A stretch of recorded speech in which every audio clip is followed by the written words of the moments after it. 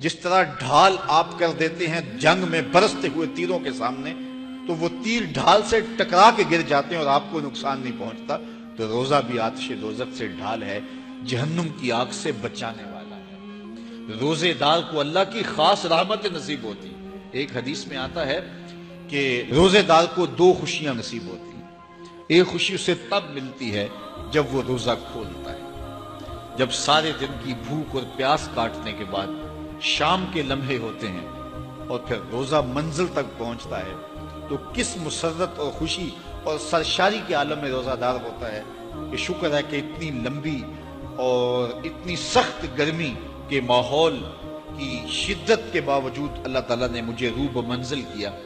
تو اس وقت ایک احساس اس کے ساتھ جڑا ہوتا ہے، اور پھر جب وہ ٹھنڈا اور میٹھا مشروب اپنے کام و دہن میں ٹپکاتا ہے اور وہ ٹھنڈا میٹھا مشروب اس کی رگوں کو تر کرتے ہوئے معدے کی طرف بڑھ رہا ہوتا ہے، اس کی زبان بولے نہ بولے دل اللہ کا شکر ادا کر رہا ہوتا ہے، اس کا ایک ایک عضو بدن رب کا شکرانہ ادا کر رہا ہوتا ہے۔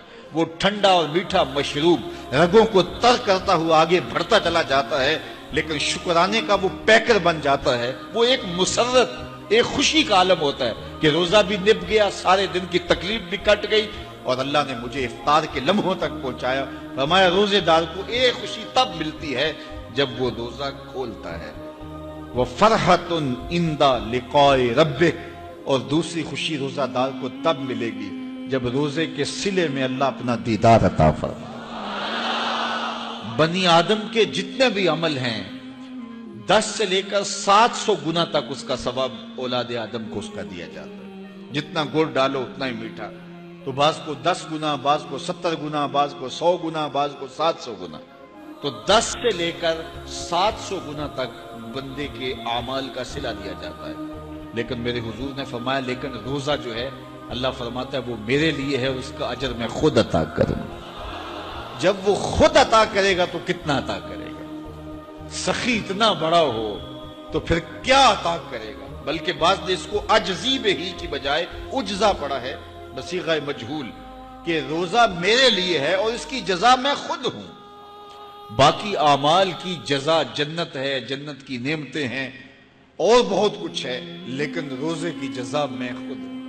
اور جس کو وہ خود مل گیا پھر جنت میں مل گئی، جنت والا جو مل گیا پھر جنت بھی مل گئی، جنت کی نعمتیں بھی مل گئیں۔ تو روزہ اللہ کی خوشنودی کا ذریعہ ہے، اس کی رضا کا ذریعہ ہے۔ تو خوش نصیب لوگ روزے کی برکتیں حاصل کرتے ہیں۔ اور ایک روایت میں آتا ہے جب رمضان المبارک کا آغاز ہوتا ہے اللہ اہل ایمان کو، اپنے بندوں کو محبت کی نظر سے دیکھتا ہے، اور اللہ جس کو محبت کی نظر سے دیکھ لے پھر اسے کبھی عذاب نہیں دے گا۔ اللہ اکبر۔ تو یہ روزہ دار کے لیے اللہ کی کرم نوازیاں ہیں، اللہ کی رحمتوں کے اجالے ہیں جو اس کے اوپر برستے ہیں۔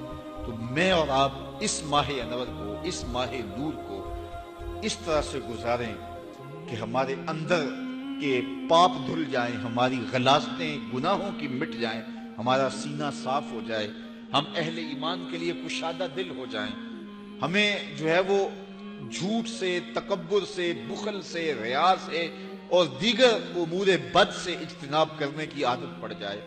روزہ جو سکھانا چاہتا ہے ہم وہ اس سے سیکھ لیں، اور روزے کی برکات ضبط نفس کی صورت میں ہمیں نصیب ہو جائیں، تو ہم روزے کے بعد بھی، ماہ صیام کے گزرنے کے بعد بھی ایک نئی زندگی لے کر، ایک تازگی لے کر، ایک نور و روشنی لے کر کے جو ہے وہ معاشرے کے، اسلامی معاشرت کے ایک اہم فرد کی صورت کے اندر جو ہے وہ سامنے آئیں۔